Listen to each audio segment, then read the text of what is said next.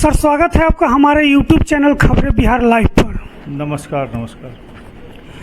Sir, RJD जो है वो उसकी राजनीति जो है शुरुआत हुई थी अगड़ों और पिछड़ों से, मंडल कमंडल से उन्होंने अपनी राजनीति की शुरुआत की। लालू प्रसाद यादव जी ने बीच में कुछ नारा दिया गया, भूरा बाल साफ करो। हालांकि राष्ट्रीय जनता दल के राष्ट्रीय अध्यक्ष श्रीमान लालू प्रसाद यादव और उनके पार्टी के अन्य नेताओं ने इस बात को खारिज किया कि कभी लालू प्रसाद यादव ने भूरा बाल साफ करो का नारा नहीं दिया। लेकिन सर, 2025 का चुनाव अब है। इस चुनाव से 2-3 दिन पहले एक राष्ट्रीय जनता दल के सभा में फिर दोहराया गया इस नारे को, भूरा बाल साफ करो।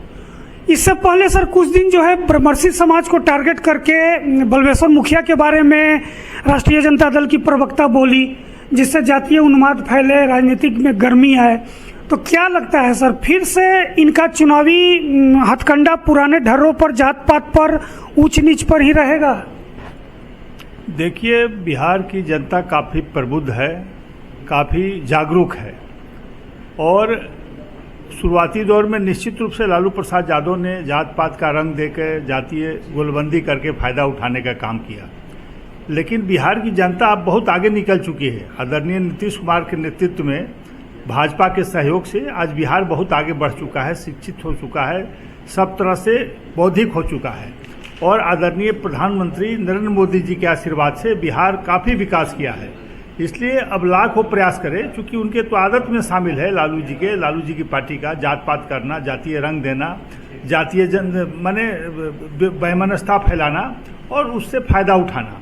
लेकिन बिहार की जनता उनको जान चुकी है कि अपने फायदे के लिए जातीय रंग देते हैं, जातीय कलर देते हैं और अपने खानदान के लोगों को आगे लाते हैं, अपने जात को भी नहीं लाते हैं, अपने खानदान के लोगों को ही सब जगह देते हैं। सांसद हो, विधायक हो, MP हो, मंत्री हो, मुख्यमंत्री हो, चाहे देखिए पूरे परिवार के ही लोग उनके होते हैं। पहला प्रयास होता है कि उनके खानदान के लोग हों।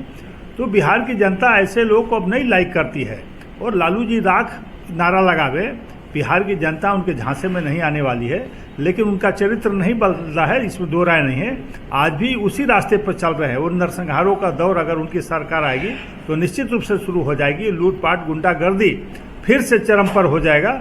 इसलिए बिहार की जनता शांति प्रिय है, वो जानती है कि नीतीश कुमार और भाजपा के नेतृत्व में बिहार आगे बढ़ेगा, खुशहाल होगा और सारी चीज़ें यथावत रहेगी।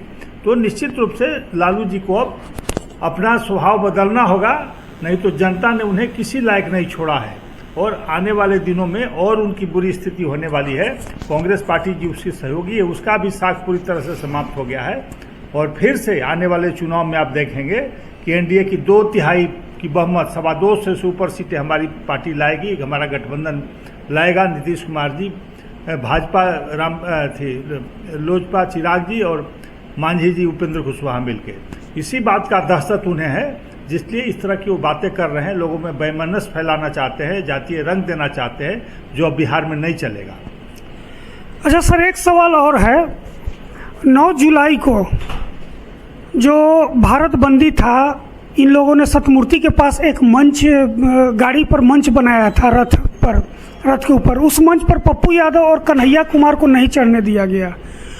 तो क्या कांग्रेस पार्टी, खास करके राहुल गांधी जो पार्टी के प्रमुख हैं, ये लालू प्रसाद यादव में पूरी तरह अपनी पार्टी को विलीन कर देना चाहते हैं, बिहार प्रदेश इकाई को, या फिर इन्हें लगता है कि लालू जी की कृपा से कांग्रेस में एक नई शक्ति आएगी बिहार में, तभी तो अपने नेताओं को सार्वजनिक रूप से बेइज्जत करते हैं ये लोग?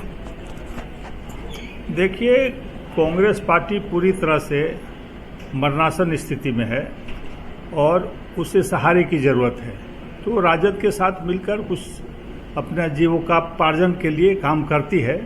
जहाँ तक पप्पू यादव और कन्हैया कुमार का सवाल है, वो लोग निश्चित रूप से हमें लगता है कि उसी के लायक हैं, क्योंकि अगर थोड़ा सा भी सम्मान होता तो कहीं ना कहीं अपना निर्णय लेते, अपनी बातें रखते।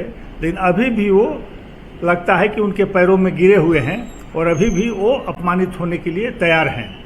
और निश्चित रूप से बिहार की जनता ने ये महागठबंधन जो है, राजद कांग्रेस का जो गठबंधन है, उसको बार बार खारिज कर दिया है, उसको बंद करने का काम किया है। और अब बिहार वो बंद करना चाहते हैं, बिहार के विकास को बंद करना चाहते हैं।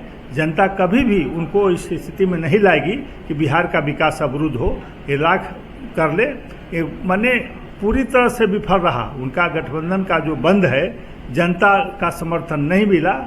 100, 200, 400 लोग सड़कों पर थे, उनके कार्यकर्ता थे, जनता का कहीं सहयोग नहीं था। अभी भी उन्हें जगना चाहिए, सकारात्मक सोच लाना चाहिए, नहीं तो बची खुची भी जो साख है वो पूरी तरह से समाप्त हो जाएगी। तो आपने सुना, ये थे बीजेपी के प्रवक्ता श्री विनोद शर्मा जी। धन्यवाद।